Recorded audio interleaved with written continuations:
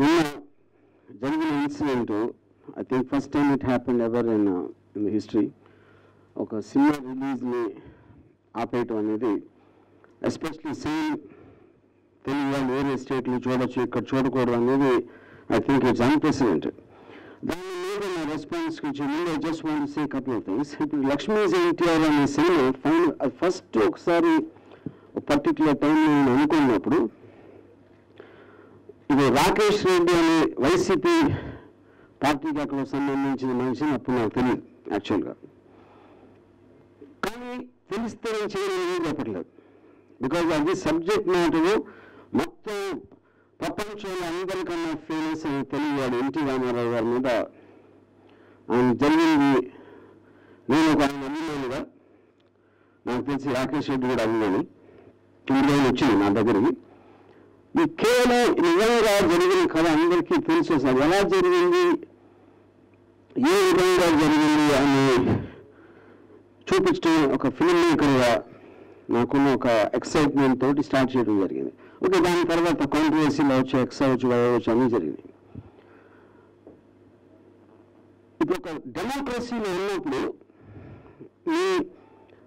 మీ opinion, మీ అభిప్రాయం అవ్వచ్చు, మీ perspective అవ్వచ్చు, మీరు దాన్ని చూసిన విధానం, అర్థం చేసుకునే విధానం చెప్పే హక్కు ప్రతి మనిషికి ఉంది. నాకే కాదు, అందరికీ ఉంది.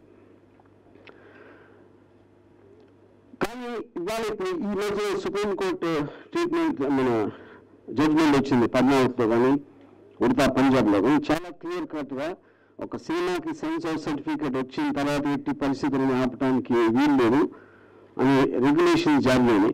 అందుకని తెలంగాణ హైకోర్టులో వేసినప్పుడు దాన్ని ఇమీడియట్గా కొట్టేయడం జరిగింది, అది అందరికీ తెలుసు. కానీ ఇప్పుడు ఊహించిన విధంగా ఇలా జరిగిన దానికి ఏం ప్రెషర్స్ అంటే, ఏం ప్రెషర్స్, ఎలాంటి ప్రెషర్స్, దీని వెనకాల ఈ సినిమా ఆపేయటానికి ఎవరు పెట్టుంటారో అనేది మన అందరికీ తెలుసు. పేరు చెప్పాల్సిన అవసరం లేదు. నేను పేరు చెప్పలేని ధైర్యం లేక కాదు, ఎందుకంటే మోటార్ సబ్జెక్ట్స్ కాబట్టి నేను ఎవరి పేర్లు చెప్పట్లేదు. కానీ చెప్పినా చెప్పకపోయినా ప్రతి ఒక్కరికి దీని వెనక ఎవరు ఉన్నారనేది చాలా క్లియర్గా తెలుస్తుందని నాకు తెలుసు. సో ఆబ్వియస్లీ ఒక కోర్టు చెప్పిన దానికి ఒక సిటిజన్గా we are no choice but to complaint.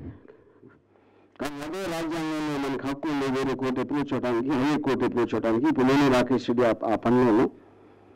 తర్వాత టోటల్గా ఇవాళ ఇచ్చిన రెస్పాన్స్ థియేటర్లో మొత్తం అన్ని చోట్ల హౌస్ఫుల్స్ అవటానికి, బట్ అది ఇట్ సెల్ఫ్ ఒక ఇండికేషన్. ప్రజలకు ఎంత సినిమా చూడాలని ఒక కోరిక ఉంది, ఒక నిజం తెలుసుకోవాలని. ఎన్టీఆర్ రామారావు గారి లైఫ్లో ఏం జరిగింది అసలు ఆ పర్టిక్యులర్ టైంలో నిజం తెలియాల్సిన అవసరం ఉందని మీకు ఆదరణతో ప్రూవ్ అవుతుంది. సో కేవలం కొంతమంది చేసిన ఒత్తిడి వల్ల, పన్నాల వల్ల ఏం వల్ల నాకు తెలియదు. ఎందుకంటే మళ్ళీ నేను చెప్తున్నాను ఇంకొకసారి, ఇది ఎప్పుడు జరగలేదు ఇలాంటిది. బట్ హోప్ఫుల్లీ ఇక్కడ మా producers, distributors mister Narendra Hirawat, Balagiri, Nithin అందరం కలిసి going to justice, will try for justice and as soon as possible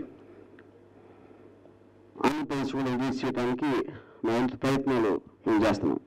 పెళ్ళికి ముందు we were in a relationship and he's been my best friend for so long. కానీ పెళ్ళి తర్వాత the person I am now and the kind of I feel this is the happiest that I have ever been in my life.